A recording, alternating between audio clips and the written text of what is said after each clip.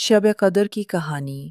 شب قدر اسلام کی سب سے عظیم اور بابرکت رات ہے۔ یہ رات رمضان المبارک کے آخری عشرے میں آتی ہے اور قرآن مجید میں اللہ تعالیٰ نے اسے 1000 مہینوں سے بہتر قرار دیا ہے۔ اس رات کی فضیلت اور اہمیت ایک خوبصورت واقعے سے سمجھ آتی ہے۔ شب قدر کی ابتدا جب حضور نبی کریم صلی اللہ علیہ وسلم مکہ مکرمہ میں تھے تو آپ اکثر غار حرا میں جا کر عبادت اور غور و فکر کیا کرتے تھے۔ ایک رات جو رمضان المبارک کی ایک بابرکت رات تھی، اللہ تعالیٰ نے انسانیت کی ہدایت کے لیے ایک عظیم واقعہ پیش فرمایا۔ اسی رات حضرت جبرائیل علیہ السلام اللہ کا پیغام لے کر نازل ہوئے اور حضور صلی اللہ علیہ وسلم سے فرمایا، اقرا۔